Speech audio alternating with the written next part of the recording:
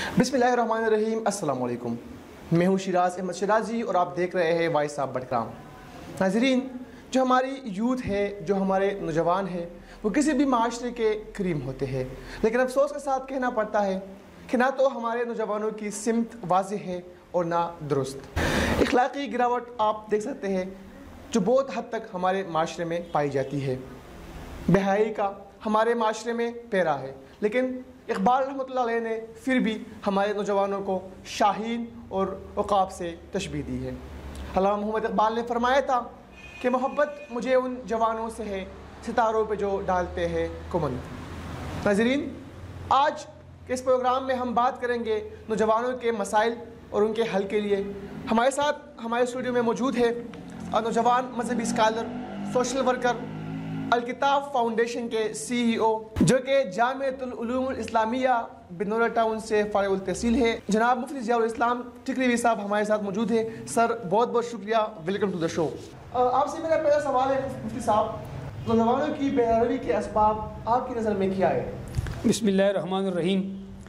سب سے پہلے تو میں وائس آف بٹگرام کا مشکور ہوں کہ انہوں نے مجھے اس فورم پہ بلایا، مجھے بات کرنے کا موقع دیا۔ عامر جان شیرازی صاحب کا اور شیراز آپ کا اور آپ کی پورے مینجمنٹ کا اور پورے نیٹ ورک کا جو بٹگرام کا کو ریپریزنٹ کر رہے ہیں، آپ تمام لوگ میں شکر گزار ہوں۔ اور میں بٹگرام کے تمام لوگوں کو، پوری پاکستان کو اور اوورسیز جتنے بھی پاکستانی ہیں، ان تمام کو عقیدت و احترام پیش کرتا ہوں۔ آپ کے سوال کی طرف میں آتا ہوں کہ آپ نے جو سوال کیا ہے، ٹھیک ہے، بہترین سوال ہے آپ کا کہ ہمارے نوجوانوں میں اخلاقی جو بے روی ہے ان کے محرکات اور اسباب کیا ہے؟ یعنی آپ کے کہنے کا مقصد یہ ہے کہ ہم اخلاقی طور پر زوال پذیر ہیں، ہم اخلاقی پستی کا شکار ہیں۔ میں اس لفظ کو استعمال نہیں کروں گا، لیکن ہم فحاشی اور ریانی اور ان کے منسلک اور ان سے ریلیٹڈ چیزوں کے ساتھ کی طرف ہم چلے گئے ہیں، تو یہ کہ ہمارے سوسائٹی یا ہمارا جو مسلم معاشرہ تھا وہ انحطاط کا شکار ہے۔ آپ نے اقبال کا یہ شعر تو کہا کہ مجھے محبت ہے ان جوانوں سے ستاروں پہ جو ڈالتے ہیں کمند، لیکن اقبال نے یہ کہا تھا ان شاہینوں کو، ان جان بازوں کو، کہ اگر یہ قوم مجھے ایک پڑھی لکھی ماں دے دے تو میں ایک پڑھا لکھا جو ہے اس یوتھ یا ایک قوم اس معاشرے کو دوں گا۔ میں سمجھتا ہوں کہ ہم جس اخلاقی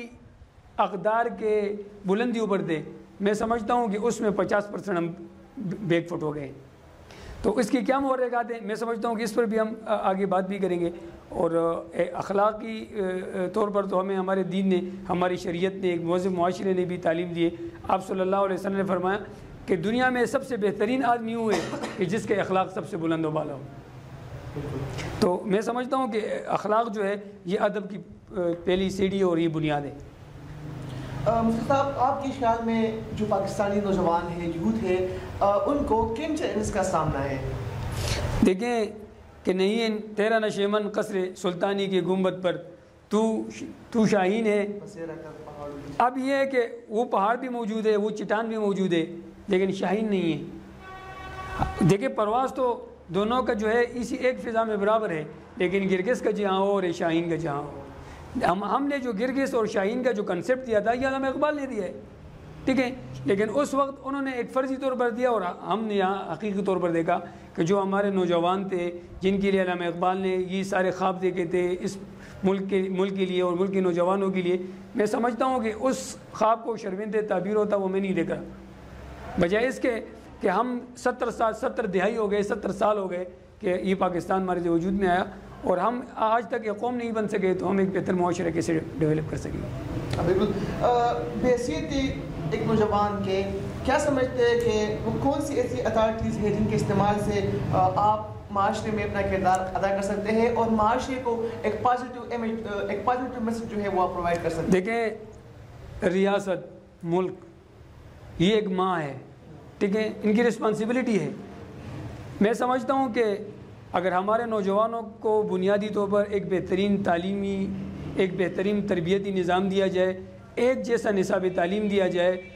ہمیں وہ 20-25 سال پہلے والا ایک جو ہمارا معاشرہ تھا اگر وہ ہمیں دوبارہ میسر یا مل سکے، میں سمجھتا ہوں کہ سہولیات بہت ہو گئے ہیں، فیسیلیٹیز بہت زیادہ ہمیں میسر ہے، لیکن وہ جو خودداری تھی، وہ جو عزت کے جو عزت داری تھی، عزت دار لوگ تھے، معاشرے کے اندر اخلاقی ایک بلندی تھی، میں سمجھتا ہوں کہ وہ گر رہی ہے۔ ہم جہاں مذہب سے جتنا دور ہو رہے اتنا ہم اخلاقی گراؤنڈ کا شکار ہو رہے ہیں۔ تو تعلیم، میں کسی بھی تعلیم کے خلاف نہیں ہوں، ایون کہ میں سمجھتا ہوں کہ ہمارے نوجوانوں کو مذہبی تعلیم کے ساتھ عصری تعلیم پر زیادہ فوکس کرنا چاہیے، اس لیے کہ ہم دنیا کے ساتھ جب مقابلہ کریں گے تو دنیا تک پہنچنے کے لیے ہمارے ساتھ تو یہ ایک ذریعہ ہے کہ ہم جدید عصری علوم سے ہمارے نوجوان لیس ہو۔ پھر یہ کہ ہماری شناخت تو اسلام ہے، ہم مذہبی طور پر مسلمان ہیں، اور پھر پاکستان اگر ہمیں ایک اچھا تعلیم دے، اگر ہمیں اچھا ویل ایجوکیٹڈ نوجوان بنا دے تو میں پوری دنیا تک اپنا پیغام لے کے جا سکتا ہوں۔ اس میں اسلام بھی ہوگا، اس میں ہمارا دین بھی ہوگا، اس میں پاکستانی قوم بھی ہوگا، پاکستانی ملک بھی ہوگا، اور ہمارے مسائل بھی ہوں گے۔ ہم پوری دنیا تک پہنچنے میں جو ہے نا ہم آسانی کے ساتھ جا سکیں گے۔ بالکل، آپ نے فیسلٹیز کی بات کی، آپ نے مواقع کی بات کی۔ جب بھی پاکستانی یوتھ کو، پاکستانی نوجوانوں کو جہاں بھی موقع ملا ہے تو انہوں نے ثابت کیا ہے کہ زرنم ہو تو یہ مٹی بڑی زرخیز ہے۔ ساتھ ہی ہمارے پاس زندہ مثالیں موجود ہیں، ملالہ یوسفزئی، عرفہ کریم، اس طرح علی معین نوازش اور حماد صافی، اس طرح کے اور بھی بہت سارے نام ہیں۔ لیکن اس طرح آپ نے بات کی کہ ریاست ایک ماں کا کردار ادا کرتی ہے، ریاست ایک ماں جیسے ہوتی ہے، تو کیا سمجھتے ہیں آپ کہ جو ہمارے نوجوان جو ہے وہ بگاڑ کی طرف جا رہے ہیں تو ان میں ذمہ دار کون ہے، ریاست ہے یا آیا نوجوان خود ہے؟ دیکھیں، ریاست بھی، ہماری موجودہ حکومت بھی، جو پولیٹیکل سسٹم ہے، اب میں نے دیکھا پرسوں ہمارے ملک میں جو ہے 2019-20 کے لیے جو بجٹ انہوں نے پاس کیا اسمبلی سے، ان میں نوجوانوں کا کوئی ذکر نہیں تھا، تعلیم کے لیے کوئی خاطر خواہ اقدامات نہیں ہیں۔ ہمارے یوتھ کو جب تک یہ ملک کی جمہوری نظام فیسیلیٹیٹ نہیں کرتی، دیکھیں آج بھی ہمارے اس ڈسٹرکٹ کے اندر ایک بہترین تعلیمی درسگاہ نہیں ہے، میں دینی لحاظ سے بات نہیں کر رہا ہوں، عصری طور پر بھی نہیں ہے۔ ہمارے ساتھ بٹگرام میں کیڈٹ کالج نہیں ہے، ہمارے ساتھ یونیورسٹی نہیں ہے، ہمارے ساتھ اور بہت ساری ایسی چیزیں نہیں ہیں جو ہمارے نوجوان کی ضرورت ہے۔ آپ اس نوجوان کو فیسیلیٹیٹ کریں، ان کو تھوڑا فنانشلی سپورٹ کریں، ان کو ایک معیاری تعلیمی ادارہ یا ایک نظام دے دیں۔ اگر پھر یہ کچھ ڈیلیور نہیں کر سکے تو پھر میں آپ کے سوال کا جواب نہیں دوں گا، لیکن آپ نے میرے نوجوان کو کچھ دیا نہیں ہے اور آپ سے اقبال کا شاہین اور اس کا عقاب، اس جیسے توقعات آپ کریں گے تو میں سمجھتا ہوں کہ یہ بھی درست بات نہیں ہے۔ بالکل، سوشل میڈیا کے کردار کے بارے میں بات کریں گے تو کیا سمجھتے ہیں آپ کہ جو سوشل میڈیا کا کردار ہے وہ آپ کی نظر میں آیا مثبت ہے، اور نوجوانوں پر اس کا اثر جو ہے وہ کیا ہے، کس طرح ہے مثبت؟ سوشل میڈیا مثبت ہے، سوشل میڈیا ایک مثبت فورم ہے، لیکن ان کو استعمال کرنے والے مثبت نہیں ہیں۔ سوشل میڈیا پر میں سمجھتا ہوں کہ پوری دنیا میں لوگ سوشل میڈیا استعمال کریں گے، پاکستان میں بھی لوگ کر رہے ہیں، لیکن پاکستان نے سوشل میڈیا کو جو جدید طریقے پر استعمال کیا، ہم نے اپنی آدھی اخلاقی جو معاشری زندگی تھی وہ ہم نے فیس بک کی نظر کر دی، ایون کہ گالم گلوچ، ایون کہ غلط پاکستانی نظام یا ہمارے کلچر کو پروموٹ کرنا، جو ہمارے چیزیں نہیں تھی ہم اس کو بھی سوشل میڈیا کے اوپر لے کے آئے ہیں۔ ٹھیک ہے، گالم گلوچ تو ہمارے ایک قومی شعار بن گیا۔ سوشل میڈیا پر نظریوں کے اختلافات ہوتے ہیں، رویوں کے اختلافات بھی ہوتے ہیں، ایک سیاسی و جمہوری اختلافات بھی ہوتے ہیں، لیکن میں نے نہیں دیکھا تھا کہ پاکستان میں ایک گالیوں کا بھی نظام ہے کہ جس کا بھی تبادلہ ایک لوگ سوشل میڈیا پہ کرتے ہیں۔ اور صرف یہ نہیں، اس میں مذہبی لوگ بھی ملوث ہیں، اس میں جو نا پولیٹیکل لوگ بھی ملوث ہیں، اس میں ہمارے یوتھ بھی، یعنی پاکستان کے تمام شعبے اس کے اندر انوالو ہے۔ اس میں اب کی استثناء کسی کے لیے میں نہیں کہہ سکتا ہوں، اور اس کی گواہ سوشل میڈیا ہے۔ میرے ساتھ اسکرین شوٹ ہے کہ ایسے پڑھے لکھے مہذب لوگ وہ بھی اس گنگا میں جو ہے نا اشنان کر رہے ہیں۔ بالکل، بہت سارے مسائل جو ہے پرنٹ میڈیا اور الیکٹرانک میڈیا کے مقابلے میں سوشل میڈیا کے ذریعے اجاگر ہوئے ہیں، اور لوگ جو ہے وہ آسانی سے اپنی رائے کا اظہار کر سکتے ہیں، لیکن جو یوتھ ہے، جو نوجوان ہے، وہ کس طرح سوشل میڈیا کا مثبت استعمال جو ہے وہ کر سکتے ہیں؟ دیکھیں، میں آپ کو اپنی مثال دے رہا ہوں، میں ڈسٹرکٹ بٹگرام سے ہوں، میں کراچی میں بیٹا ہوں، 25 سال سے میں کراچی میں تھا، مجھے کوئی نہیں پہچان رہا تھا۔ یہ جب سے سوشل میڈیا آیا، ہم نے اس سوشل میڈیا کا سہارا لیا، اس کو ہم نے بطور ایک فورم استعمال کیا، اور ہم نے الحمدللہ مثبت استعمال کیا۔ الحمدللہ آج 15 سے 20 ملکوں کے اندر میں نے لوگوں کو پیدا کیا، اپنے ہمخیال دوستوں کو، اور ہم جو میں مشن جو کام کرنے کے لیے میں میدان میں آیا تھا اس میں الحمدللہ میں نے ڈیلیور کیا، میں نے سکسیس کیا اس کے اندر، اور یہ سوشل میڈیا ہی تھا، اس کی بدولت میں پہنچا ہوں۔ میں بڑگرام کے بہت سارے لوگوں کو پہلے نہیں پہچان رہا تھا، جب سوشل میڈیا آیا تو میں نے لوگوں کو اس کی توسط سے پہچانا، اس میں شناخت ہوگی، پڑھے لکھے لوگ سامنے آ گئے، اور جو مائنس اور نگیٹو لوگ تھے وہ بھی لوگوں نے پہچان لیے، اور وہ بھی ہم دیکھتے رہتے ہیں کہ دیکھیں ہر آدمی کا کام ہے، وہ عربی میں کہتے ہیں کہ للحروب رجال ولقصد السرید رجال، کہ کھانے پینے کے لیے بھی اللہ نے لوگ پیدا کیے اور کام کی بھی لوگ ہیں، تو ہم نے کام کے لوگ بھی سوشل میڈیا سے دیکھے اور بیکار لوگوں کا بھی ہمیں پہچان ہوا۔ اب ہم اس کا اظہار نہیں کریں گے، اس کا تذکرہ نہیں کریں گے، یہ تو ہماری شرافت ہی، اس کو کہہ لیں آپ۔ مفتی صاحب، جو پاکستان میں دوہرا تعلیمی نظام ہے وہ نوجوان نسل کی بگاڑ میں بھی ایک اہم کردار ادا کر رہا ہے، تو اس بارے میں کیا کہیں گے آپ؟ دیکھیں معاشرتی گیپ جتنا بڑھے گا اتنا انتشار اور شدت اور انتہا پسندی کی طرف جائیں گے۔ دیکھیں جو تعلیمی نظام کے اندر گیپ ہے، ایون کہ پاکستان میں 2 قسم نظام تعلیم رائج ہے، ایک اسلامی ہے اور ایک انگریزی ہے، جدید عصری علوم ہے۔ میں سمجھتا ہوں کہ ان کو تھوڑا قریب لانا چاہیے۔ دیکھیں اگر ایک آدمی اسلامی تعلیم کے ساتھ ایک بہتر انگریزی تعلیم یافتہ ہو تو وہ تو سونے پر سہاگا ہوگا، اور اگر ایک انگریزی تعلیم یافتہ آدمی اگر بہترین اسلامی تعلیم سے آشنا ہو تو اس میں کیا اعتراض ہے، کیا مشکل ہے؟ دونوں چیزیں لینا بھی آسان ہے اور دونوں کو آگے لے کے جانا بھی آسان ہے۔ تو چونکہ میں سمجھتا ہوں کہ پاکستان میں مذہبی تعلیم تو تقریباً جو ہے اس کا نصابی تعلیم ایک ہے، ٹھیک ہے، کچھ فروع اختلافات اور مسلکوں کی بنیاد پر تھے، اس سے میں اعتراض نہیں کر رہا، لیکن ہمارے ملک کے اندر جو جدید عصری علوموں کا جو نظام ہے اس کے اندر بہت سارے گیپس ہے، بہت ساری دوریاں ہے۔ اسلام آباد میں کچھ اور نظامی تعلیم ہے تو پشاور میں کچھ اور ہے،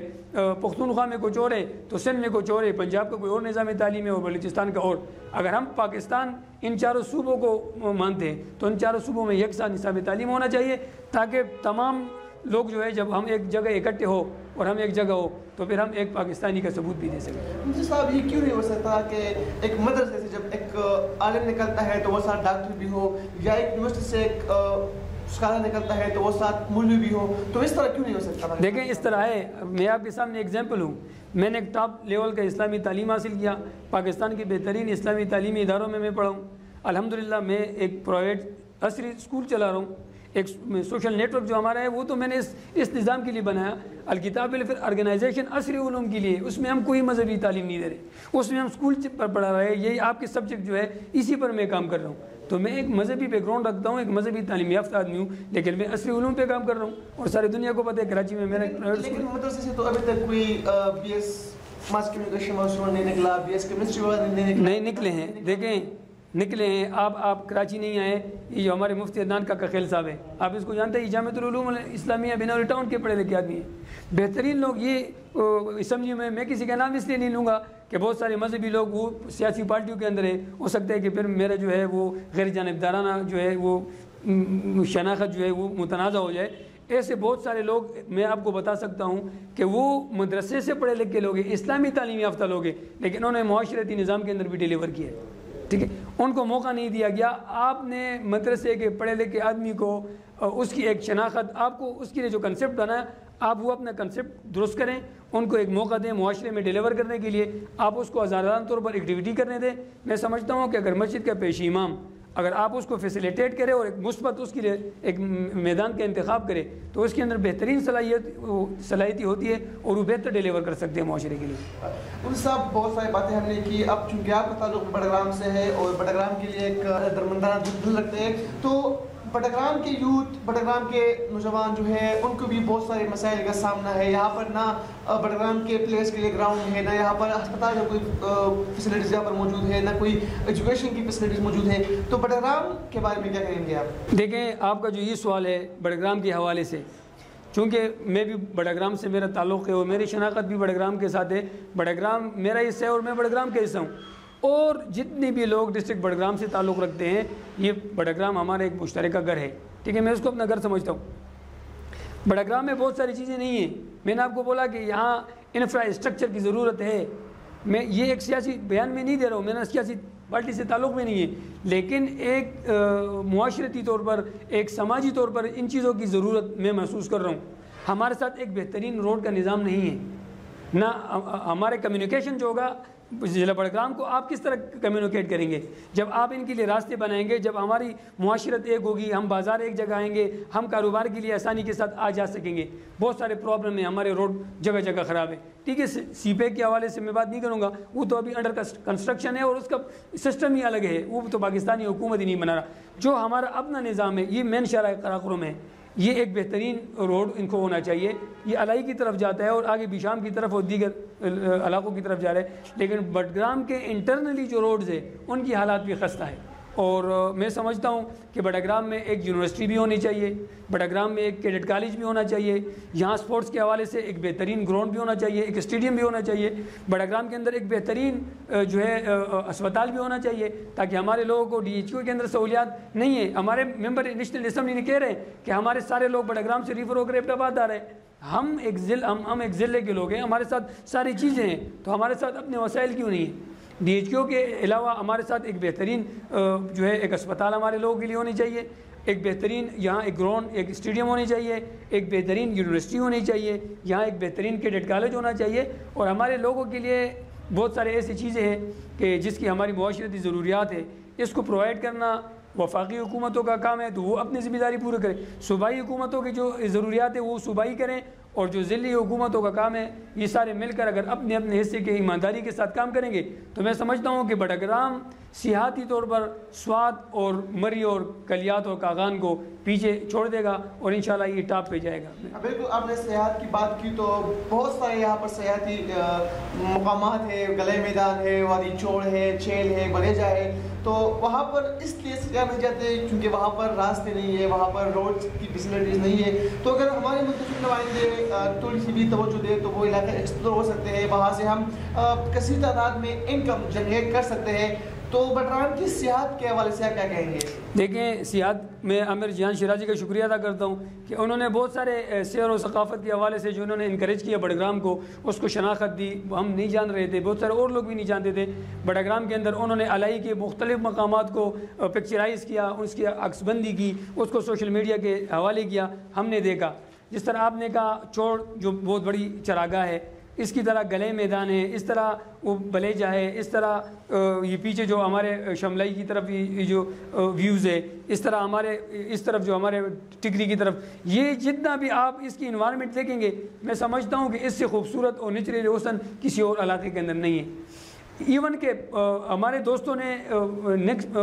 ایک ہفتہ پہلے انہوں نے وزٹ کیا اس کا الائی کا, انہوں نے کہا کہ کالام اور سوات اور بحرین اور مدین اور جو ہے بری کی طرف, انہوں نے کہا کہ اس سے بہترین جگہ الائی کے اندر موجود ہے. تو یہ لوگ کیسے دیکھیں گے؟ اس کے لیے پہلے ہم روڈ بنائیں گے, فیسلٹی ہے یہ, پھر ہم ان کے لیے جو ہے وہ رہائش کے لیے انتظام کریں گے, ہم ریسٹ ہاؤس بنائیں گے, ہوٹلیں بنائیں گے, ٹرانسپورٹ کا نظام بہتر بنائیں گے, اور پھر ان لوگوں کا ہم رسپیکٹ بھی کریں گے, ریویو میں تھوڑے تبدیلی کریں گے. انشاءاللہ ہماری سیاحت ہمیں اتنے پیسے کما کے دے گی کہ ہمیں پھر لوگوں سے پیسے مانگنے کی ضرورت نہیں پڑے گی. اور دوسری بات یہ ہے کہ جنگلات کٹ رہے ہیں اور ختم ہو رہے ہیں. جنگلات بچانے کے لیے ہمارے ڈسٹرکٹ کو گیس کی فراہمی ضروری ہے. 10 کلومیٹر بٹگرام سے آپ نکلیں گے, وہاں پر جو ہے گیس ہے اور بٹگرام کے اندر نہیں ہے. تو ہمارے نمائندے یا ہمارے لوگ جو ریپرزینٹ کریں بٹگرام کو, وہ بٹگرام کو گیس پرووائڈ کرے, سوئی گیس یہاں ان لوگ فراہم کریں. انشاءاللہ ہم جنگلات بچائیں گے. یہ جنگلات ہماری قیمتی اثاثہ ہے اور یہ ہمارے بٹگرام کا حسن بھی ہے, یہ ہمارے مشترکہ جو ہے ہماری جاگیر اور اثاثہ ہے. میں آپ کو کہہ رہا ہوں کہ اگر سیاحت کو فروغ ملے, آپ لوگ بھی سیاحت کے لیے کام کر رہے ہیں اور وائس آف بٹگرام بھی کر رہے ہیں, میں کہتا ہوں اگر ایڈمنسٹریشن بھی اس کی طرف توجہ دے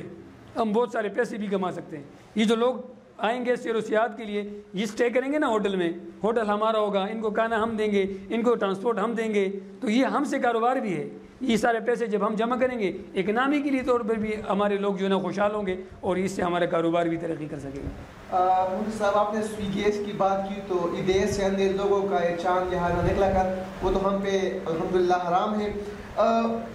وائس آف بٹگرام کے کردار پر کیا کہیں گے کہ سیاحت کے فروغ میں بہترین کردار ادا کیا ہے وائس آف بٹگرام نے, اور جو علاقے تھوڑے سے بھی ایکسپلور ہوئے ہیں تو ان میں ایک بنیادی کردار اور ایک تجزیاتی کردار جو ہے وائس آف بٹگرام کا ہے. دیکھیں بہت سارے چینل یا پیج بٹگرام سے کام کر رہے ہیں, میں ان کو اپریشیٹ کر رہا ہوں, لیکن میں اسپیشلی وائس آف بٹگرام کا, اس کا نام ہے وائس آف بٹگرام. بٹگرام کی آواز ہے, جو بٹگرام کی آواز ہے, انہوں نے بٹگرام کی آواز کو اگر 100% نہیں وہ بلند کیا, پہنچایا نہیں, تو 50 سے زیادہ % انہوں نے کام کیا ہے. یا عامر نے جو کام کیا، میں سمجھتا ہوں کہ بڈگرام کی ثقافت کو اور دیکھنے کے قابل جو مقامات ہیں انہوں نے ان کو انکریج کیا، ان کی عکس بندی کی، اس کی ویڈیو انہوں نے بنائے اور اس کو سوشل میڈیا کے حوالے کیا، اور وائس آف بڈگرام پر موجود بھی ہے۔ میں کراچی میں دیکھتا رہا، مجھے خود ہی حیرت ہوئی کہ ہمارے ڈسٹرکٹ کے اندر ایسے خوبصورت جگہ، تو میں سمجھتا ہوں کہ چراغ تلے ہمیشہ اندھیرا ہوتا ہے۔ یہ کریڈٹ میں وائس آف بڈگرام کو دے رہا ہوں، اور میں بڈگرام کے ایڈمنسٹریشن کو، یہاں کے ڈی سی صاحب کو، یہاں کے منتخب جو حکومت ہے، ضلعی حکومت، ان کو، بڈگرام کے دونوں تحصیلوں کے جو صوبائی ممبران ہیں اور ہمارے نیشنل اسمبلی کے جو ریسپیکٹیبل ممبران ہیں، میں ان سے گزارش کروں گا کہ بڈگرام کی ثقافت کو اگر آپ لوگ انکریج کریں گے تو ان کی ذمہ داری رسپانسبلٹی بنتی ہے کہ وہ آپ کو بھی جو ہے نا سپورٹ کریں اور آپ کو بھی وہ فیسیلیٹیٹ کریں۔ تو جب ہم ایک پچ پہ ہوں گے، ہمارے ایڈمنسٹریشن اور ہمارے ممبران اور ہمارے ڈسٹرکٹ، آپ صحافت، سیاحت اور ہماری حکومت، اگر آپ سارے ایک پچ پہ آئیں گے تو پھر بڈگرام کی ترقی پر چار چاند لگیں گے، اور ہم انتظار میں کہ وہ کون سا دن ہوگا کہ بڈگرام انشاءاللہ آگے آئے گا۔ اور جو ترقی یافتہ اضلاع ہے، ہمارے ارد گرد بہت سارے ایسے اضلاع ہیں جو ہم سے بعد میں ضلع بنے ہیں، لیکن ان کی ترقی ہم سے زیادہ ہے اور ہم پیچھے رہ گئے۔ بالکل، ہم امید کرتے ہیں کہ وہ دن بہت جلد آئے کہ بڈگرام ترقی کی راہوں پر گامزن ہو۔ میرا اگلا سوال بھی یہی ہے کہ ہم بڈگرام کو کیسے ترقی کے جو ہمارے اور ضلع ہیں ان کے مقابلے میں ہم لاگلا کر سکتے ہیں اور ترقی کے راہ پر ہم گامزن ہو سکتے ہیں؟ دیکھیں، میں اس حوالے سے تو کوئی سیاسی بیان نہیں دے رہا، لیکن جس شخص کی جتنی بھی رسپانسبلٹی بنتی ہے، جس آدمی کی جتنی بھی فرائضی منصبی ہے، وہ اس کو دیانتداری کے ساتھ جب تک ادا نہیں کرے گا، پاکستان ہمارے ضلع یہ ترقی نہیں کرے گا۔ وہ جو کوئی بھی، اگر آپ اپنا کام ذمہ داری سے نہیں کریں گے اور میں اپنا نہیں کروں گا اور ہم دونوں بڈگرام کے لیے کام کریں گے تو یہ بڈگرام آگے کی طرف نہیں جائے گا۔ میں یہ ایک واضح پیغام ہے۔ اور کہتے بڑا آدمی وہ یہ نہیں ہے کہ وہ بڑی بڑی باتیں کرنے لگ جائے، بڑا آدمی ہم اس کو کہتے ہیں کہ وہ چھوٹی چھوٹی باتیں سمجھنا شروع کریں۔ دیکھیں، بڈگرام کی مسائل چھوٹے چھوٹے مسئلے ہیں اور انکریج بھی آپ لوگ کر رہے ہیں۔ میں سمجھتا ہوں کہ ہم سارے اگر ایک پچ پر آئیں گے اور بڈگرام کے لیے سارے مل کے کام کریں گے، نفرتوں کا اور جو تشدد کا رویہ ہے اور اس کو اگر ہم انشاءاللہ ایک مثبت زبان دیں گے تو بڈگرام ترقی کرے گا۔ اور میرا چٹی اس کہہ رہے ہے کہ انشاءاللہ بڈگرام ترقی کرے گا، اور میں اپنے نوجوانوں کو مستقبل روشن دیکھنا چاہتا ہوں کہ انشاءاللہ یہ ویل ایجوکیٹڈ بھی ہے، ان میں ٹیلنٹ بھی ہے، یہ بولڈ بھی ہے۔ اور شیراز احمد شیراز جو ہے وہ ہمارے سامنے ہے، یہ بڈگرام کی بھی ایک سٹار ہے۔ اس کو آپ کو میں چاند بھی کہہ رہا ہوں کہ اگر آپ انشاءاللہ اس طرح ایکٹیویٹی کرتے رہیں گے، بڈگرام کو آپ اس طرح انکریج کریں گے، اس طرح آپ اس کو پروموٹ کریں گے، تو یہ کریڈٹ تو میں آپ کو دوں گا بھی، اور باقی سارے لوگ بھی یہ کریڈٹ آپ کو دیں گے، آپ کے وائس آپ بڈگرام کو دیں گے، عامر جان شیرازی کو بھی دیں گے، اور جو اور بھی لوگ کام کر رہے ہیں۔ میں یہ نہیں کہہ رہا ہوں کہ صرف آپ لوگ کام کر رہے ہیں، جو اور لوگ بھی پازیٹیو کام کر رہے ہیں اور بڈگرام کو شناخت انکریج کر رہے ہیں، اس کے مسائل پہ بات کر رہے ہیں، ہم ان کو بھی اپریشیٹ کرتے ہیں۔ بالکل، وائس آف بڈگرام کی ہمیشہ سے یہی کوشش رہی ہے کہ ہم بڈگرام کے پازیٹیو امیج کو دنیا بھر میں دکھائیں، ہم بڈگرام کو ایکسپلور کریں، اور الحمدللہ کہ اب تک ہم اپنے مشن میں کامیاب ہوتے جا رہے ہیں۔ بالخصوص پاکستانی یوتھ کو اور بالعموم بڈگرام کے نوجوانوں کو کیا پیغام دیں گے آپ؟ دیکھیں، میں آپ کو جو ہے نا ایک پشتوں میں ایک غزل کے چند مصرے میں اپنے نوجوانوں کے لیے وہ پیش کر رہا ہوں، ان کی نظر کر رہا ہوں۔ ایک شاعر پشتوں کا شاعر وہ کہ ساحل صاحب کہہ رہے ہیں، وزخس پر لستا دخندے دو د پاره غواړم او دا د ارمان ګل د رېجېدو دپاره غواړم او ته چې شمه شمه شي او زه پتنګ شمه داسې یوه شپه د سوځېدو دپاره غواړم او دا د ارتقا سیلۍ مړینې کې یریږم، دا د تغافل سیلۍ مړینې کې یریږم او پیغلې ولولې مې د ظلمو دپاره غواړم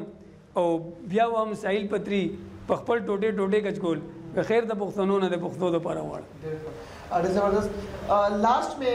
ہمارے جو مسافر بھائی ہیں ان کو کیا پیغام دیں گے؟ آپ کو دیکھتے ہیں، آپ کے تجزیے سنتے ہیں، آپ کے جو پروگرامات ہیں وہ دیکھتے ہیں، تو لاسٹ میں ان کو کیا پیغام دیں گے آپ؟ دیکھیں، جو ہمارے بڈگرام کے لوگ یہاں ہیں اور جو اوورسیز ہے، بڈگرام سے باہر ممالک میں، پاکستان سے باہر ممالک میں، انہوں نے ہمیشہ ہمیں رسپیکٹ کیا، انہوں نے ہمیں عزت بھی کیا، ہمیں پروموٹ کرنے کی کوشش بھی کی۔ وہ میں سمجھتا ہوں کہ پاکستان کی اقتصادی جو نظام ہے ان میں 50% کردار ان اوورسیز پاکستانیوں کے ہیں جو وہاں نوکری کر رہے ہیں, مشقت اور تکلیفیں برداشت کر رہے ہیں, اور وہ پیسے پاکستان بھیج رہے ہیں, اور جس کو ہم یہاں استعمال بھی کر رہے ہیں, حکومتوں کو بھی فائدے اور ہمارے آئلی اور ہمارے معاشرتی زندگی. تو میں ان کو دعائی دے سکتا ہوں کہ اللہ تعالیٰ ان کو مزید ہمتیں دے دے. لیکن میں کہہ رہا ہوں کہ ہمارے جو بیرون دنیا میں پاکستانی بیٹھے ہوئے, صوبہ پختونخوا کے لوگ بیٹھے ہوئے ہیں, ڈسٹرکٹ بڑگرام کے لوگ بیٹھے ہوئے ہیں, وہ ہمارے بڑگرام کو دیکھ رہے ہیں, اور جو لوگ جہاں جس بھی ضلع سے, وہ اگر اپنے گھر کے لیے اور اپنے خاندان کے لیے اتنی مشقت اور اتنی تکلیفیں برداشت کر رہے ہیں, یہ ہمارے اوپر ان کا احسان ہے. لیکن وہ اگر 100% کام اپنے خاندان اور اپنے گھر کے لیے کر رہے ہیں, تو میں کہتا ہوں کہ وہ 10% یا 5% کام اپنے ضلع کے لیے اور اپنے ضلع کے نوجوانوں کے لیے بھی سوچیں. اور آپ جیسے لوگوں کو ان کو پروموٹ کرنا چاہیے کہ وہ بیٹھے ہوئے باہر ملکوں میں ہیں اور دیکھ وہ بڑگرام کی مقامات کو رہے ہوتے ہیں. تو میں سمجھتا ہوں کہ یہ آپ کی کوششیں ہیں, اور اس کو اگر میں اپریشیٹ کروں گا تو یہ ناکافی بات ہے. میں کوشش بھی کروں گا کہ آپ کی جتنی مشکلات ہے, اگر آپ ایک ویڈیو بنا رہے ہیں اور مجھ تک پہنچا رہے ہیں, اس کے پیچھے جو آپ کا جتنا ورک ہے وہ کتنے مشکلات سے ہیں, اس کے پیچھے کتنے کام ہیں اور اس کے لیے کتنے وسائل چاہیے. میں سمجھتا ہوں کہ اس میں ہم اپنی کنٹریبیوشن کریں, چاہے آپ پاکستان میں ہو, چاہے ہم بڑگرام میں ہو, چاہے ہم ملک سے باہر ہو. اگر ہم اس طرح سوچیں گے تو انشاءاللہ ایک دن یہ ہوگا کہ اوورسیز بڑگرامیوں کو محسوس ہی نہیں ہوگا. وہ بیٹھے ہوں گے سعودی عربیہ میں, بیٹھے ہوں گے قطر میں یا دبئی میں, اور وہ بڑگرام کو لائیو دیکھ رہے ہوتے ہیں کہ گاڑی بھی آ جا رہی ہے اور سودا سلب بھی خریدا جا رہا ہے, اپنے گاؤں کے لوگ بھی دیکھ رہے ہیں. میں ویسا بڑگرام کو دیکھ رہا ہوں کہ بارشوں میں بھی ان کی ویڈیو چل رہی ہوتی ہے اور برف باری میں بھی چل رہی ہے. تو ہم ایسے فیل کر رہے تھے کہ ہمارا دل میں یہ ایک دائیا پیدا ہوتا کہ ہمارے ساتھ اگر کوئی چارٹر طیارہ ہو, ہم اس میں بیٹھ جائیں اور بڑگرام آ جائے. تو یہ کریڈٹ جو ہے یہ آپ لوگوں کی ہے, اور آپ کا چینل سیر و سیاحت کے لیے کام کر رہے ہیں. یہ کریڈٹ بھی میں وائس بڑگرام کو دے رہا ہوں. بہت بہت شکریہ ناظرین, آج کے پروگرام میں ہمارے ساتھ موجود تھے جناب ضیاء الاسلام ٹھکوری صاحب, جو کہ ہر موضوع پر ایک گہری نظر رکھتے ہیں. آئندہ ہمارا آج کا پروگرام, یقیناً آپ کو ہمارا آج کا پروگرام پسند آیا ہوگا. آپ اپنی قیمتی آراء سے ہمیں کمنٹ کے ذریعے آگاہ کر سکتے ہیں. اگلے پروگرام تک کے لیے اپنے میزبان شیراز احمد شیراز کو اجازت دیجیے. اللہ حافظ.